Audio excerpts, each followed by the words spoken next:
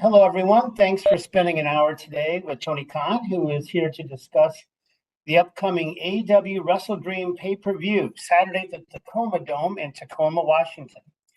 As always, we ask two considerations. One, please kindly refrain from asking two-parted questions so that everybody has the best chance possible to connect with Tony. And then remember, the theme of today's conference is AEW WrestleDream. So with that, I'm going to turn it over to Tony for some opening thoughts, and we're going to open the lines for your questions. Tony, you're up. Thanks, Jim. Hey, everyone. I'm so excited to talk WrestleDream with all of you. Saturday is going to be a great day. This pay-per-view is going to become a great tradition. I'm very excited about the event. I'm really excited about the card we've announced and a lot of things happening in AEW. This is really, I believe, the most exciting time in AEW's history right now, coming off this monumental TV deal. This is really the objective we've been working towards since the beginning of AEW. And now that we've achieved this, we can move forward into what I think is going to be the next phase of growing this great company in this amazing sport. And with that, Jim, I'm really excited to start taking questions. I imagine there'll be some questions about WrestleDream and maybe some questions about the media deal as well, which, makes sense given the magnitude of the agreement we've just signed with TBS and TNT and what this means, not only to keep wrestling on the Superstation TBS every Wednesday and TNT every Saturday, but also to bring wrestling to Max and to simulcast wrestling, and for AEW Wednesday Night Dynamite to be the first truly simulcast pro wrestling show across a major cable network and a major streaming platform on TBS and Max coming January 1st. I think that's really exciting. And first and foremost, really excited about this Saturday. There's so much to look forward to on this card, a lot of different matches, some of our original AEW stars and many of the great stars that have joined us over this 5-year journey. I look forward to taking your calls. We've been doing this together for years, and it's become a great tradition, and I really look forward to this. So, Jim, with that, we can start taking questions. All right, here we go. Jason Powell from ProWrestling.net will lead us off, and then Sean Ross Sapp from Fightful will follow. Jason?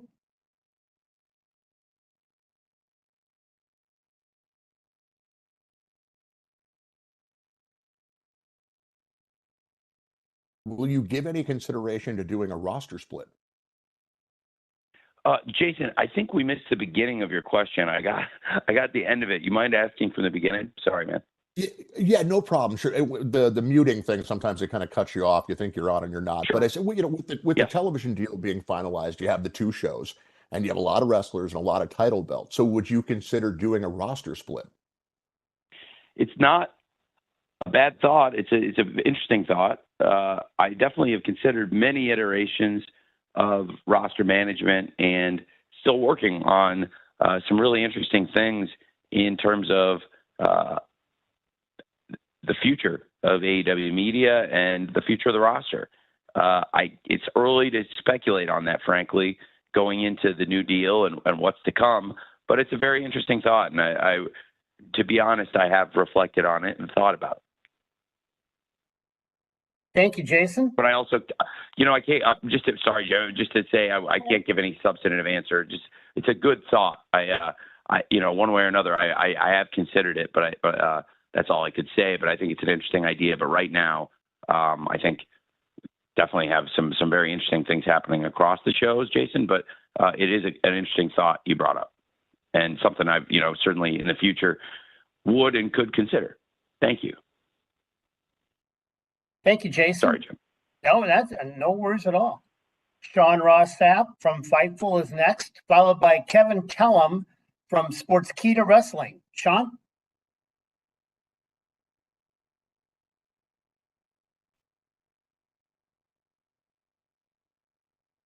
There had been a lot of questions regarding WBD possibly having equity in AEW. It wasn't featured in the press release or the Variety story, but Sports Business Journal had mentioned it. When I spoke to people from WBD and AEW, they had indicated that they didn't provide that information for Sports Business Journal's story. And a report revealing indicated that if they do own a piece of AEW, it wouldn't be at least 10%. Are you able to provide any clarity on if WBD does have any equity in AEW? Well, it's a fair question. I would not get into our ownership structure beyond saying I have 100% of the voting stock in this company and have since the beginning, and hold the vast majority of shares. And I think that's fair to say. As the sole voting owner and the vast majority shareholder of the company, I think that speaks volumes. And I'm the controlling owner with 100% voting control of the business. Thank you, Sean. Kevin Kellum from Sportskeeda Wrestling is next. Rick Uccino from Sports Illustrated will follow Kevin. Kevin, you're up.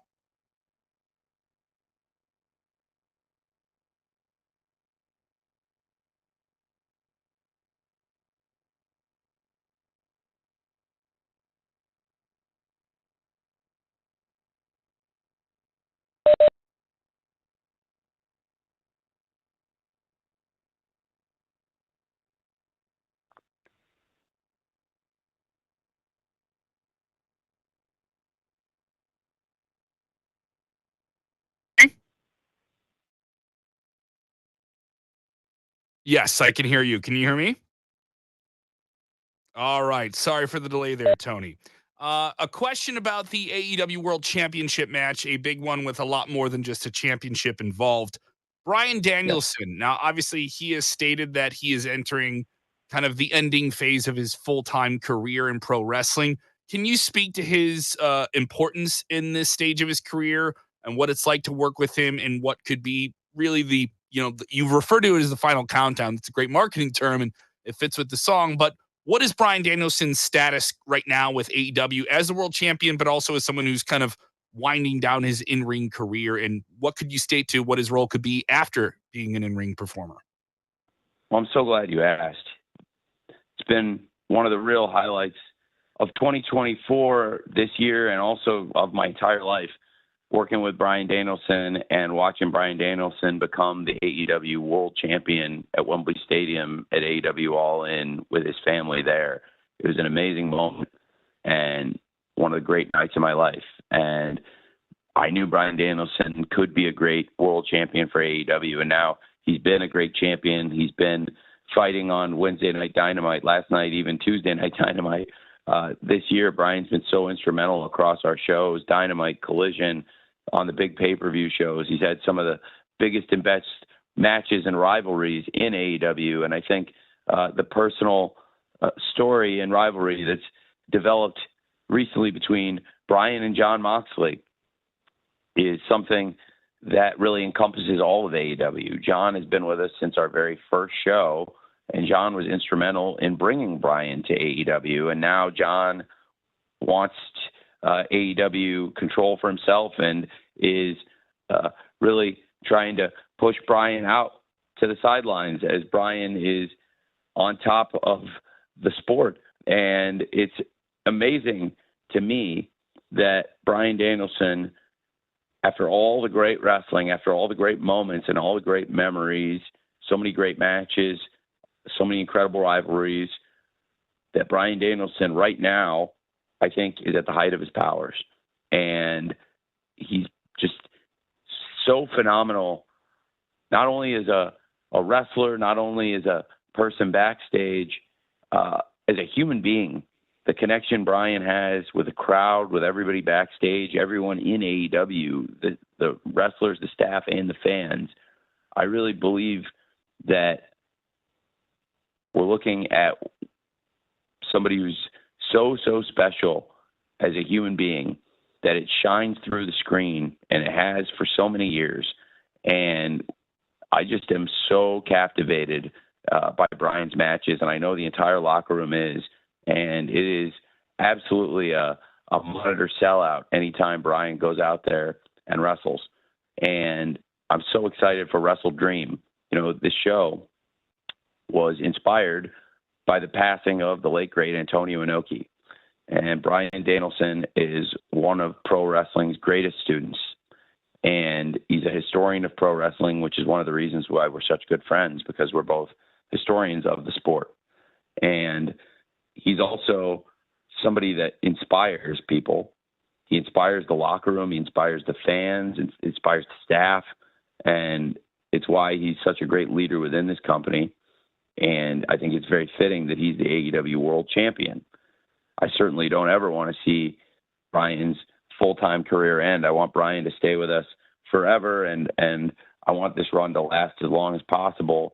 And I know a lot of other people feel that way, and that's why I think there's going to be so many people rooting for Bryan Danielson in his home state, because this conquering hero returns to Washington as the AEW World Champion. And I'm so excited for WrestleDream, and Bryan Danielson versus Jon Moxley for the World Championship is something I just cannot wait to watch. Thank you for asking, and I'm really just so excited for Saturday, and I appreciate you asking about it. Thanks. Thank you, Kevin.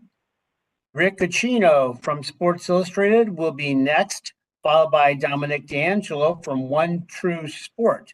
Rick? Hey, Tony, you got me? Hey. Hey, thanks so much. Appreciate the time as always. A lot of fans excited to see Daniel Garcia return last night on Dynamite, and to hear the announcement that he's going to be sticking around in AEW. I was wondering if you could kind of shed some light on the negotiation process there with Danny. Was there ever any concern you might be losing out on his services? And what are you hoping to see out of him now that he enters this next phase of his career? I really like Daniel Garcia, and I completely understand why he wanted to take some time before making a really important decision in his life and career. It's a life-changing decision, and I understand why somebody would want to reflect on these things, especially with something like a major contract year looming. And I think it's a great beacon to our wrestlers, our staff, and our fans when they see one of the great young wrestlers in the sport, somebody that we have really spent time developing, and where a lot of our top stars, people like Bryan Danielson and FTR, believe in Daniel Garcia and want to mentor him and work with him. And it was so great, I think, for the morale of the company to have one of our, I believe, homegrown stars. And Daniel Garcia was a top independent wrestler when he came to AEW, and we're very familiar with his work when he came in.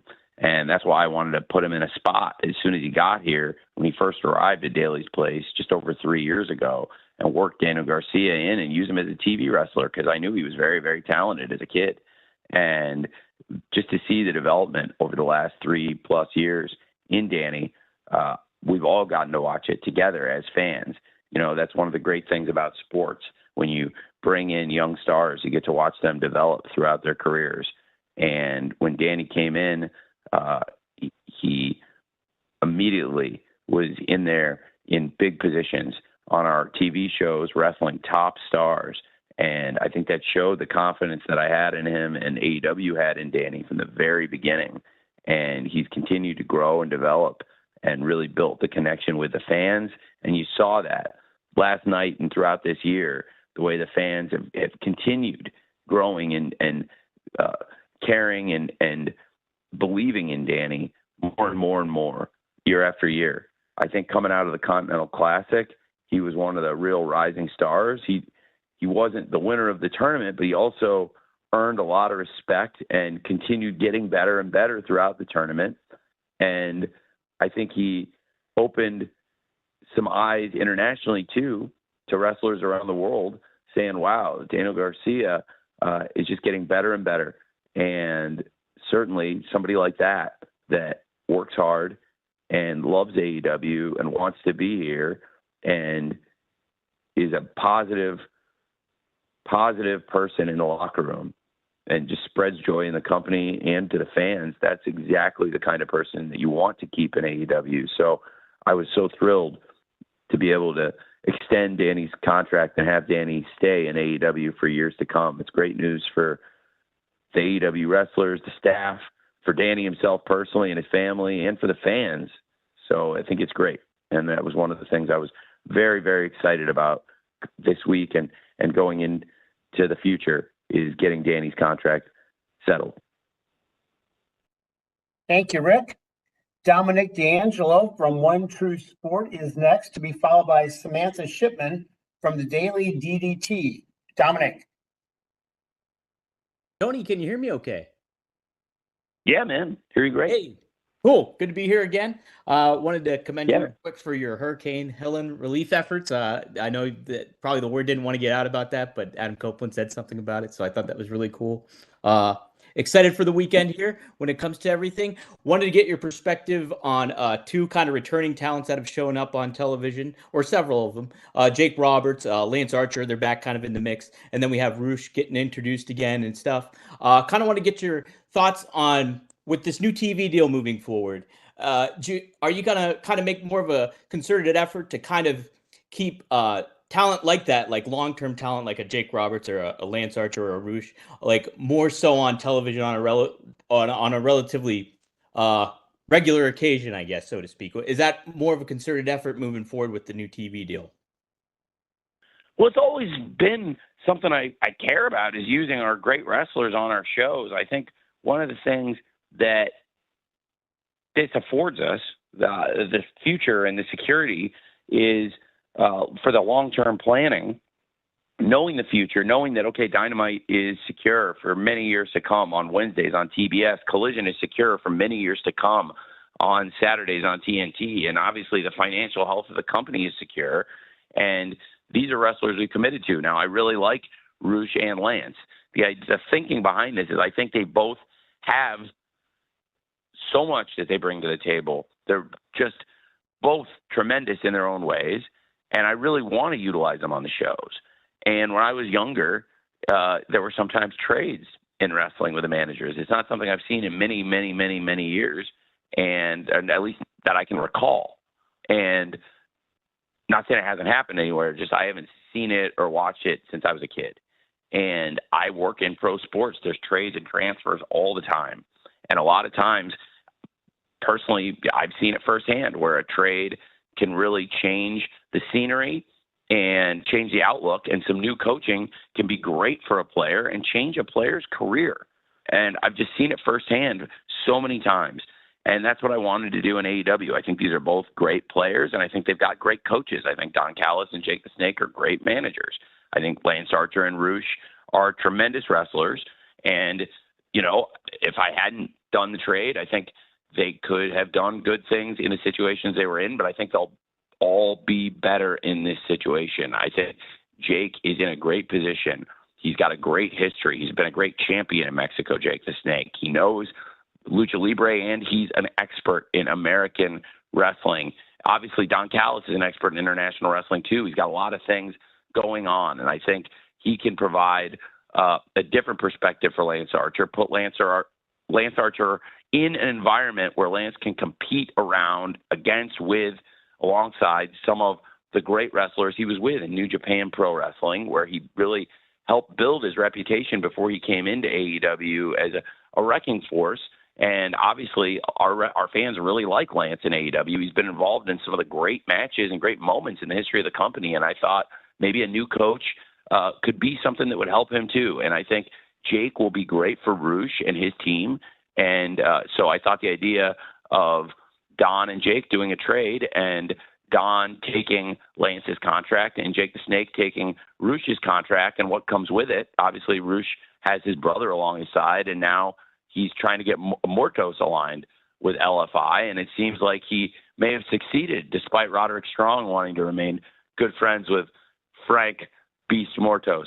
And I think, there's a lot of interesting things happening in AEW right now, and I'm really very excited for the future. You asked about the TV deal, and I think the TV deal does give us security and give us a platform for long-term planning. And, this was just something also I wanted to do. I just thought it was good timing to try this change. And I think the change of coaches could be great for both wrestlers and both coaches. Thanks for asking. Thank you, Dominic. Samantha Shipman from the Daily DDT is next, followed by Andrew Baidala from Final Bell Media. Samantha. Hello, can you hear me? Yeah. Okay. Hey. Sorry about that. It just was quiet on my end. So I have a question kind of going back to the deal. There had been some rumors that maybe ROH would come to TV or they would be shopped around or be involved somehow. And obviously, that at this point, we haven't heard anything about that. So is that still the plan? Like, are you still shopping ROH for TV? Is the plan just to keep it on Honor Club? What are your thoughts on the future of ROH and Honor Club? Well, I am a big ROH fan. I'm really excited for the show. Normally, when we do these after TV, the press conference is on Thursday, but this is a little unusual doing it on a Wednesday. I'm not used to having free time on a Wednesday. This happens very, very, very seldomly. So it definitely feels like a Thursday to me, and it feels like ROH should be on tonight. There's a lot of great stuff on tomorrow's ROH. I'm really excited for tomorrow's episode. There'll be a ton of great things to look forward to, including Red Velvet versus Diamante for the Ring of Honor Women's World TV title. I think Red Velvet versus Diamante tomorrow is going to be an excellent, excellent match. I'm really looking forward to that. Two of my favorites. They've both been with us for years, and I think they're both at the top of their game right now. This is going to be an excellent match, and there's a lot of good things to look forward to on tomorrow's ROH show. And one thing I'm planning, what got me into ROH in the first place when I was in college, I had bought one ROH DVD and it was good, but it was a lot different than what the company became. And it was the Era of Honor Begins. It was the first show. And I wanted to see, frankly, Bryan Danielson and Eddie Guerrero were both on the show in different matches, and I wanted to see them. And that was the Era of Honor Begins. And then the company grew and changed, and I hadn't followed it that closely until I was in college. And in 2006, they were getting rave reviews for the shows, and I was really interested. So I bought 2 DVDs, and I sent ROH at the time a check in college for 2 DVDs, which they mailed to me, and I was thrilled. Obviously, it's a lot more efficient delivery system now with streaming video than having to wait for DVDs and tapes in the mail, which so many of us can relate to. But I bought these 2 DVDs, and one was Samoa Joe versus Kenta Kobashi. That's why I put Samoa Joe versus Kenta Kobashi on the show last week. I love wrestling, and one of the great things about wrestling is that because it's a 52-week-a-year business, and we all, for the most part, tend to keep up on it year-round, and, throughout seasons changing and lives and responsibilities, wrestling's always there for us. And it's a constantly evolving love, and I think that all of us tend to find ourselves falling back in love with wrestling several times a year. And I'm in one of those phases. I'm loving wrestling right now, and I always love wrestling, but sometimes I fall deeper in love with it. And I really wanted to show the fans Samoa Joe versus Kenta Kobashi for anyone who hadn't seen it last week. And I thought Ian and Caprice did a great job with the commentary. And this week, going into WrestleDream, given the stakes of the match and given everything Bryan Danielson's brought to the table and this great run he's having as AEW World Champion, since it was ROH where I first became familiar with Bryan, this week I wanted to show Bryan one of the 2 matches that really made me a huge ROH fan. So I mentioned one that I showed last week, which was Samoa Joe versus Kenta Kobashi. That was one of the 2 DVDs I bought when I was in college that really got me into ROH. The other one, I think it was more recent at the time, if I recall, was Bryan Danielson versus Kenta. I think that's Glory by Honor 5. But yes, Bryan Danielson versus Kenta. It was 2006. I bought this DVD and it blew my mind. So I really want the fans to see this. It's a great match and a great memory for me. And in addition to all the great matches on ROH this week and the great champions we have in the company right now in ROH, I thought it would be cool to show the AEW World Champion Bryan Danielson in a match. If I recall, I think it's about 18 years ago, this match. And Of course, Bryan Danielson still doing it at the very highest level today. Kent is still a great international star. I thought this would be a great, great match to show the fans this week as we get ready for WrestleDream. It's one of my favorite matches. So there's a great history in ROH, and it's a great company. And it's not part of this TV deal as it stands, but it gives us a lot of opportunities in the marketplace. And this was the most important step. This was the biggest step, I think, in AEW's history to secure these media rights and to lock in AEW Wednesdays on TBS for years to come and Saturdays on TNT for years to come, but also to bring Max streaming simulcast into this equation. It's huge. ROH is a major promotional priority for me going forward. There are other huge media rights still to be determined. Our international AEW rights still out there for bid in so many countries. Our domestic and international ROH plan and so many other things out there. So I know there's been a lot of speculation. I wasn't sure where some of that came from, frankly, because I think some of those reports before the deal actually was done, some of those reports were not accurate, but it was interesting because there were other reports that were very, very accurate about a lot of the things that were going on, you know, in terms of the positive momentum. And honestly, that was not me sourcing those things, but it did give me some good security to hear that another party around the transaction was feeling good about it, not just me. So that, you know, that gave me some good security as I was negotiating too, frankly. But I do think that going forward, there'll be great opportunities for ROH, and I love the company very much. I love what we do. In fact, I love what, you know, obviously I love all of our TV tapings, but it's a lot of fun for ROH, in particular when we can tape it as a standalone.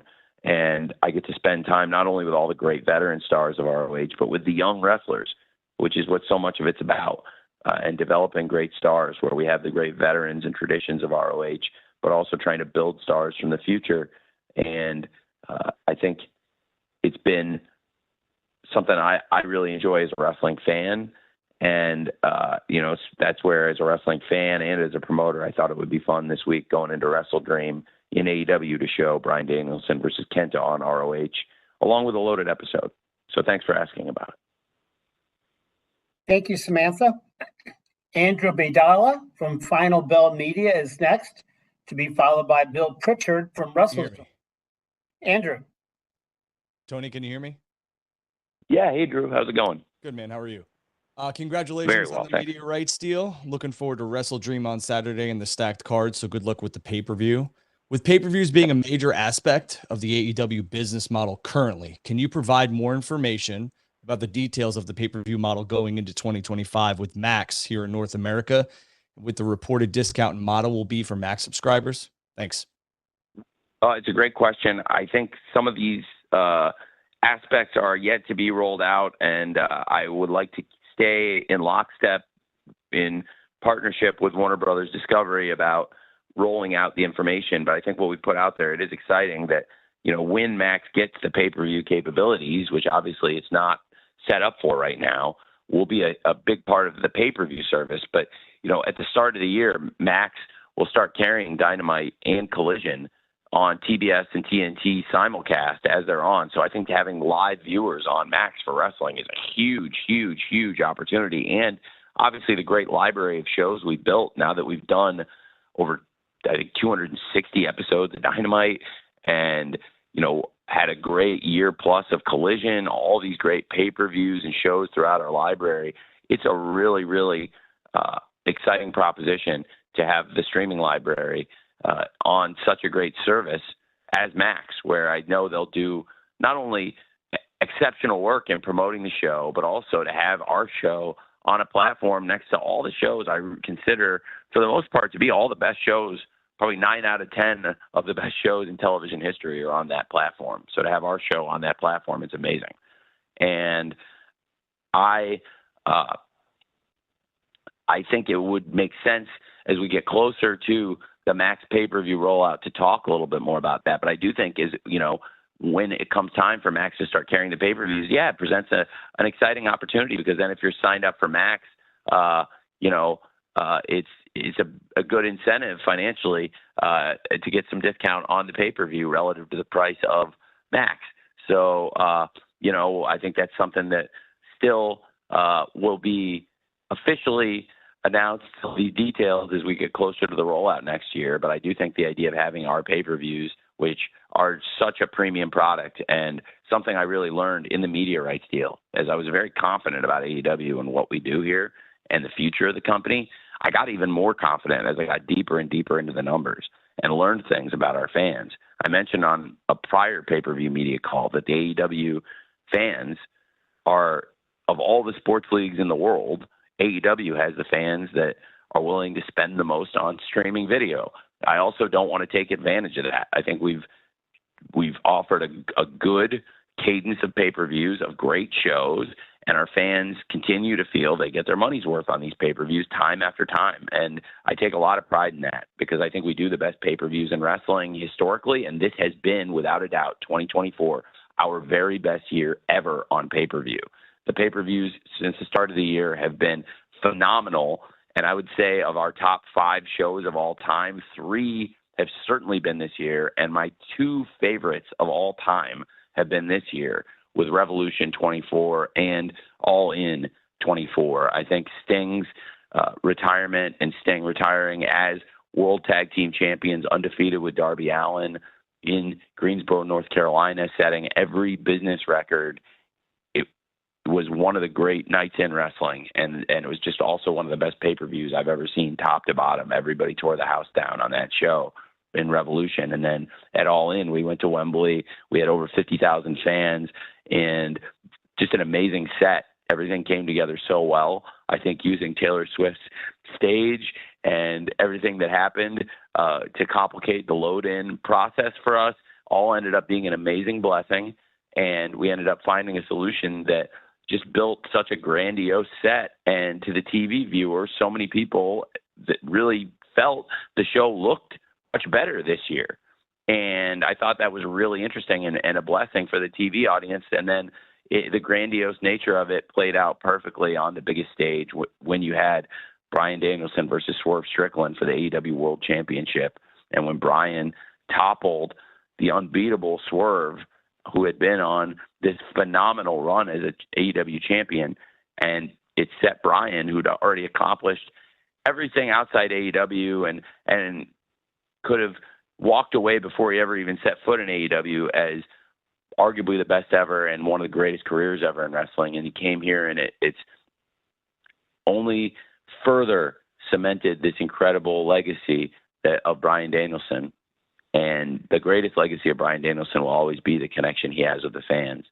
And that was on display that night, but also it was so nice to be able to see the connection with Bryan Danielson and his fans and bring his family into the middle of it and create a memory for them that can last forever. And that was one of the real highlights of my life too. So I think that for the pay-per-views, we take a lot of pride in this year. And I think Max took notice of that. They also, frankly, as a business, took notice of the avidity of our fans, the very, very strong fan feedback about the quality of these events, and they really wanted to be a part of it. Obviously, it's great for the TV product to have Dynamite streaming on Max and Collision streaming on Max 52 weeks a year. But then now to add in this component and make our pay-per-view business, I think, even stronger going forward, which has been one of the real strengths of AEW, has been as a pay-per-view business. From the very beginning of the company, we've just come in and done great business historically in terms of pay-per-views. And I'm really glad that Warner Brothers Discovery is going to be part of that business now in an even more meaningful way.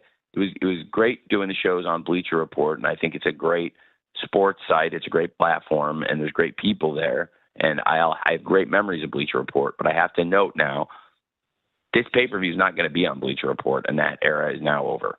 And everybody who ordered pay-per-views on Bleacher Report, we do need to find a new delivery system I know there's going to be at least one person, just like there's going to be at least one person trying to tune into Dynamite on a Wednesday, even though we really tried very hard to get the word out about Tuesday on all our shows and social media. Sure, there's going to be somebody out there inevitably that's going to turn on the TV and thinking Dynamite's on Wednesday. And I think there's going to be people inevitably, as we're all creatures of habit, or most of us, many of us are creatures of habit at least, that a lot of people are going to try to buy this pay-per-view on Bleacher Report like they have for years because we've had a really consistent fan base there. But they are shutting down their pay-per-view capabilities for everything. So they're not doing any pay-per-views anymore on Bleacher Report. So everybody's got to find, please, if you could disseminate this, everyone listening, a new pay-per-view outlet because until Max fires up, Warner Brothers Discovery is in a transitional phase. So there's cable, satellite, and tons of streaming options.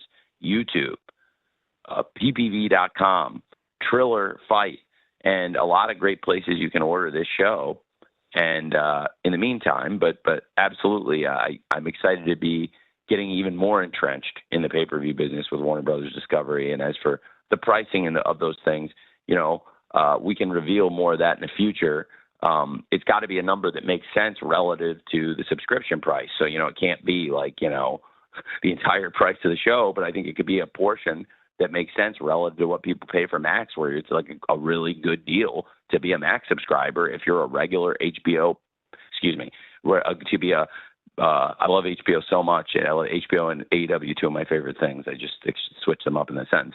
So if you're a big AEW fan and you are a regular AEW pay-per-view buyer and you're a Max subscriber, this is a great deal for you.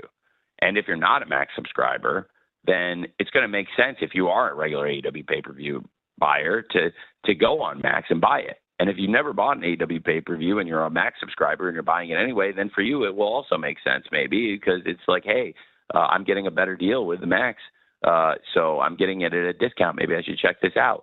But, it's got to be a number that makes sense, and I think we've got a good idea, frankly. So it was really good working with the people at Warner Brothers Discovery on this deal. They were really fair and honest, and it took many months of going back and forth because there's hundreds of pages and royalties and tax implications and international and all kinds of stuff that we have to look at. And I think they were as fair as possible with us, and we reached a deal that both sides were happy about, which is hard to do.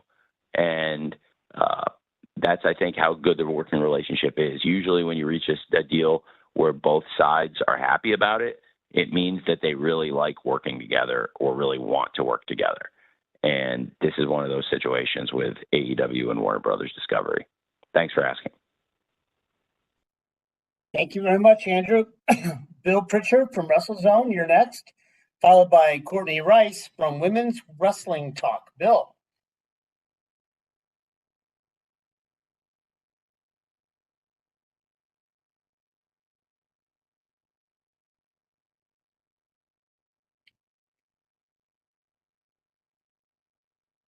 Bill?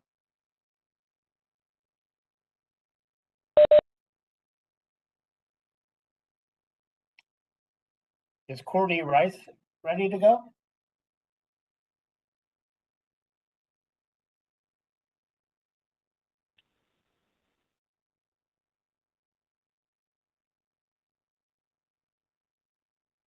Hello? Yes. Can you hear Hey. me? We're going to go with Courtney. Yep. Okay. Hi, Hey. Tony. First off, from Hey. one fan to another, congratulations on the Jacksonville getting their first win. Congratulations on that. Thank you. And I have a quick question in regards to the upcoming women's match at WrestleDream this weekend, because I feel like 2024 has been the coming out party of women's wrestling, and how proud of you are for these ladies competing this weekend, but also throughout of 2024, and really showcasing on Dynamite, Collision, and also Ring of Honor. Absolutely. I totally agree. I've really been enjoying the women's wrestling in AEW and ROH this year in particular. And I think it's at a real high point. Absolutely. Did I miss? Was that?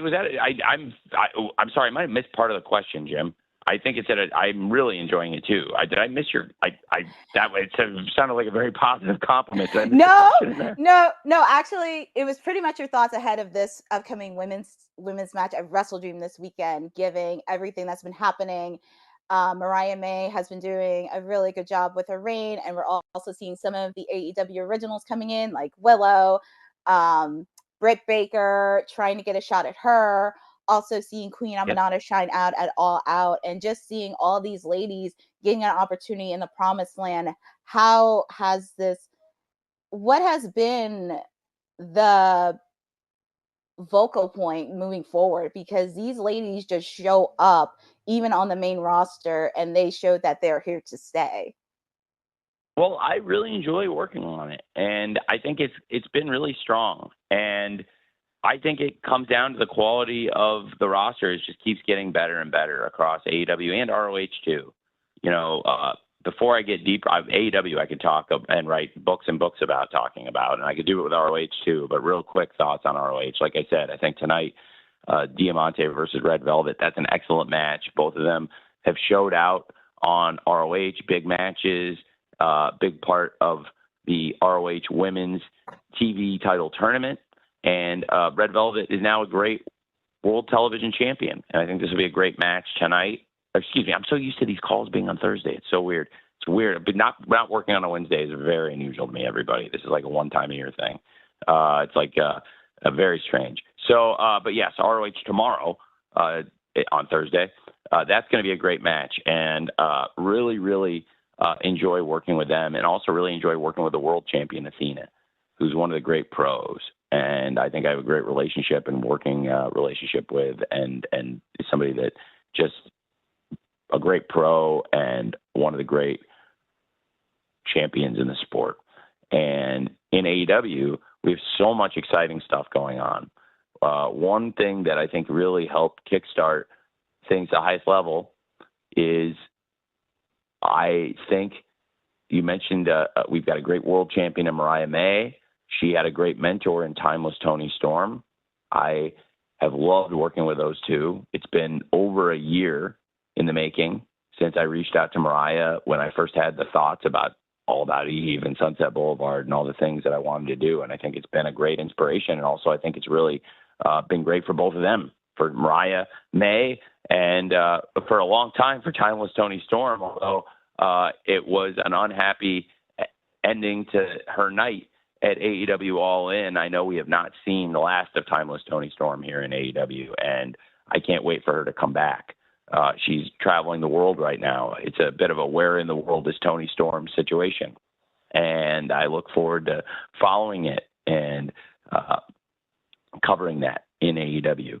I think Timeless Tony Storm is a great part of the company, and I think Mariah May, her former protege now, is a great champion. I'm really looking forward to Mariah versus Willow. I thought it was a great match in the Owen Hart Foundation tournament, and because of what happened afterwards with Mariah and Tony Storm and the end of that friendship and what led to the Women's World Championship match at AEW All In, people might forget that, hey, these are the last two Owen Hart Foundation winners, and they were in the finals this year, and they had a great, great match in Calgary, and I'm really looking forward to this rematch. It was a little bit of a different path to WrestleDream than we had originally planned. I think Dr. Britt Baker is a huge part of the women's division, and I've really enjoyed having Britt back also. And look forward to Britt coming back. Britt was really, really sick this week, and I did not, I think that I think that Britt is a real professional, and I think she's a big star, and I really like working with Britt. And people can say anything they want, but at the end of the day, I think Britt is a great star for AEW. She's a homegrown star, and the fans connect with her. And absolutely, she's a huge part of the division and a big star for us. And I really like Britt personally. I saw her over the weekend at Mega's wedding, and she got very sick after that. And I know she would have been there for us because she's a real pro. And we had to make a lot of changes to yesterday's show and to the pay-per-view. And frankly, I was in the office until 4 a.m. working on changes to upcoming shows. And I didn't get out of my office until 4 a.m, which is not that unusual for me. But that's a little bit pushing it, especially when, I was hoping to fly home after the show and everything. So it's been a lot of changes, but also good stuff. And I really think the women's division is in the strongest place it's ever been. And now, of course, we have probably the greatest free agent we ever could have pulled into the women's division, the CEO, Mercedes Moné. It was a huge free agent signing for us. And she is not only a big star, she's a great, great wrestler and a student of wrestling, somebody that really loves and studies the craft. Last night, that was a big deal for Mercedes to wrestle Emi Sakura on television, and to have that be her first double title defense. That's somebody Mercedes studied as a very young wrestler as a child.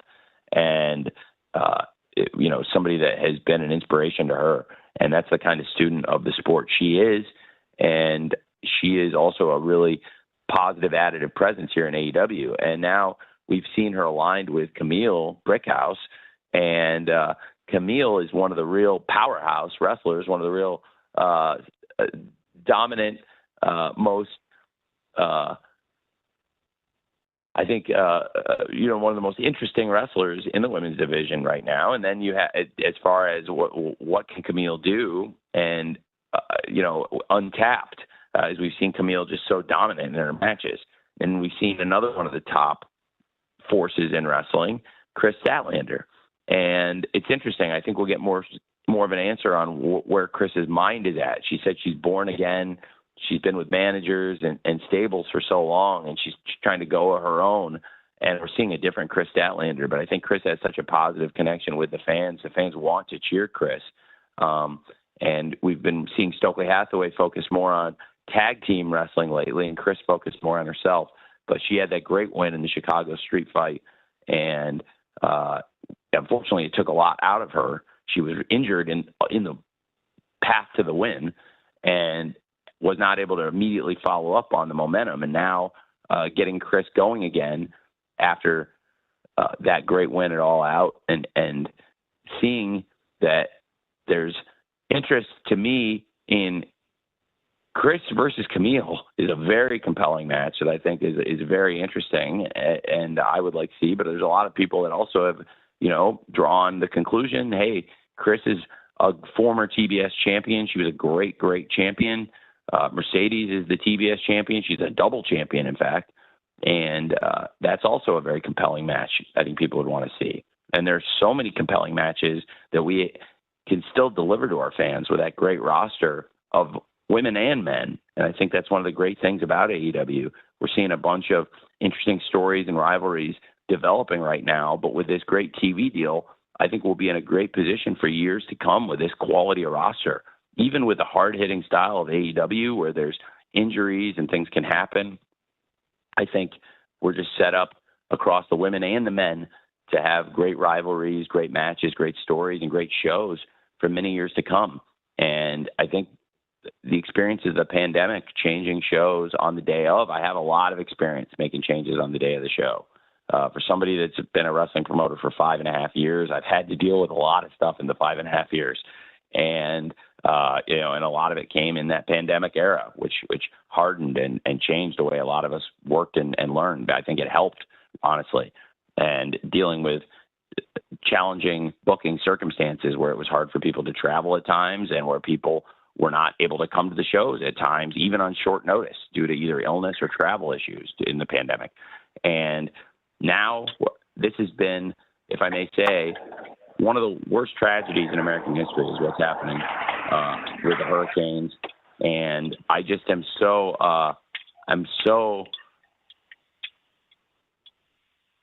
it really puts everything in perspective, doesn't it? And it was interesting to come to work knowing that a lot of my friends and a lot of coworkers and people from AEW have not been able to travel to the shows in recent weeks, either to one show here and there due to a travel issue. Does somebody have a phone unmuted, by the way? somebody mute their phone? Thank you. And because this is a really serious thing I'm talking about. Thank you. And it puts it all in perspective, doesn't it? Because what's happening in recent weeks with these hurricanes and what's happening to families and friends, it's touching all of us. It's a small world, right? And I think a lot of us, even if you're not part of this wrestling community, a lot of us know people around Asheville or know somebody who knows people around Asheville, North Carolina, and what's happened there.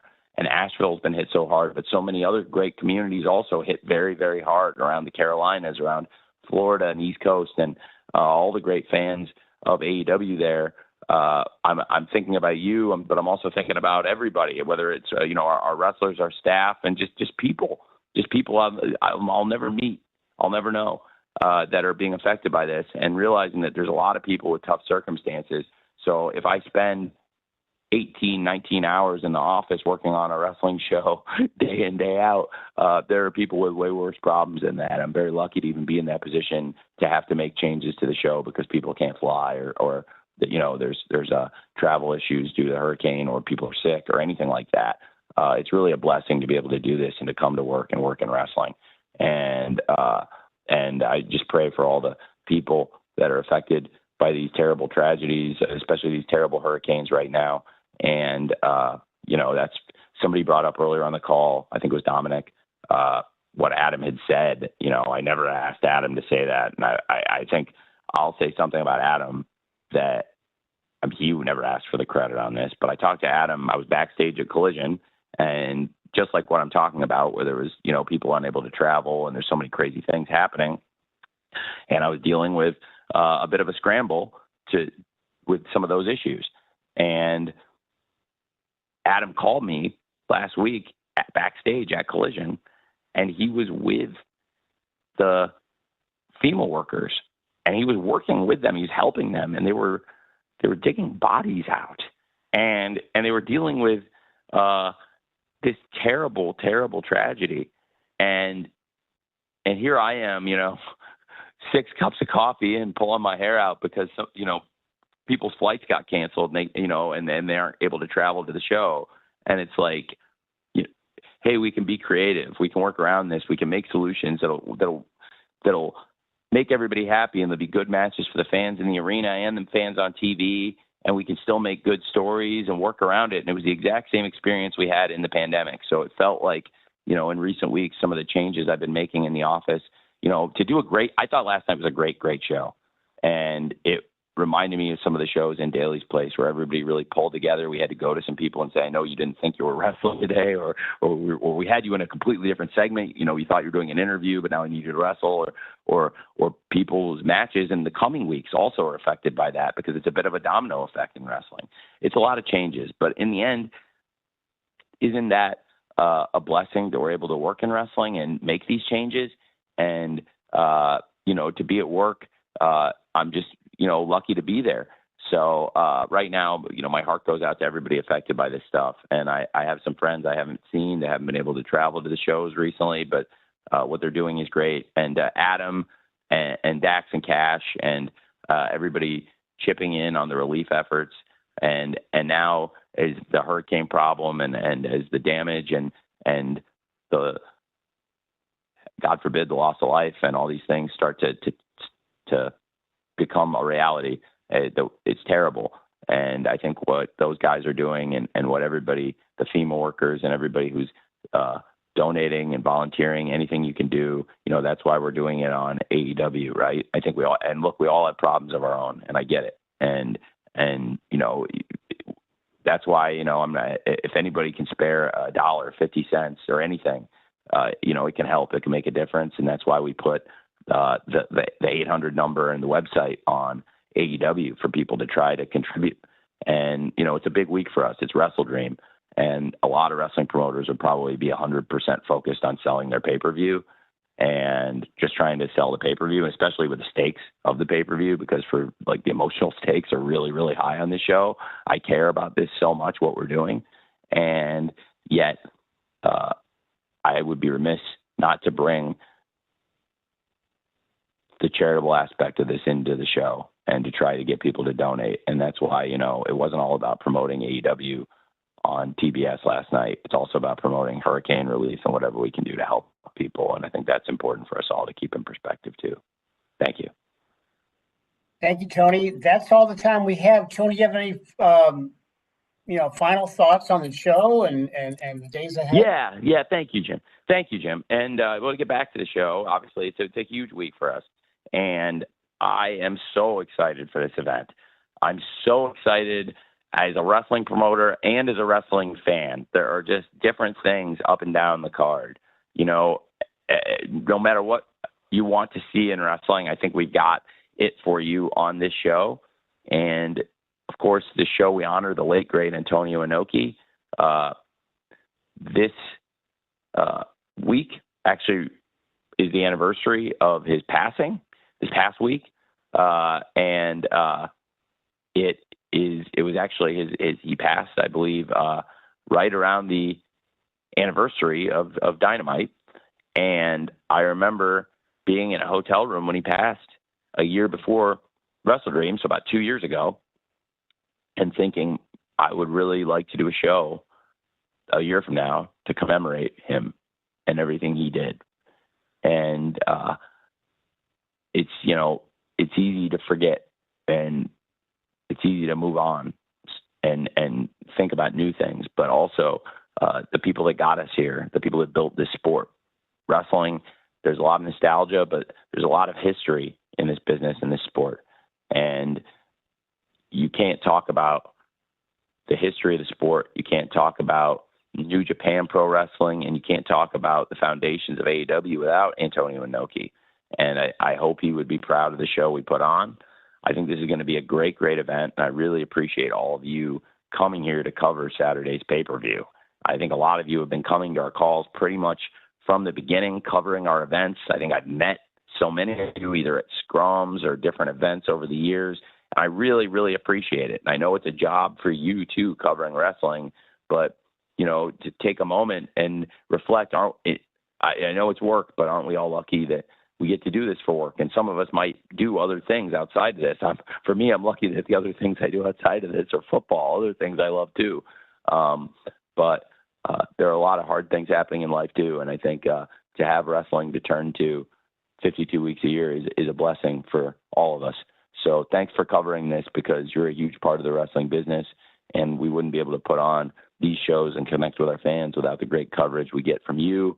And it's obviously been a really exciting time in the company. This is such a huge milestone in AEW's history. So I'm glad I got to talk with you, so many of you who are instrumental in the growth of the company from year one, before we even had a TV deal for AEW. It's very nice to be able to talk to you about this extension, this new agreement with Warner Brothers Discovery, and bringing AEW into weekly streaming on Max. So I really wanted to talk to you all about that. So that was really great. But first and foremost, just so great to be able to talk WrestleDream. I'm very excited for Saturday's event. And thank you all for covering the show. Jim, thanks for hosting these as always. I really appreciate you're a great moderator. And thanks to everybody on our team that helped us put this together. It's a little weird not being at Dynamite on a Wednesday, but here we are, and I think we made a fun day out of it. So thanks, everyone, for joining us today. We sure did. Thank you, Tony, and thank you to everybody. We're at deadline, as Tony mentioned. So before we leave, a reminder that we will soon issue a audio file from today's conference. So be looking for that, and then we'll be looking for you on Saturday night at the Tacoma Dome for AEW WrestleDream. See you there, and best wishes to everybody.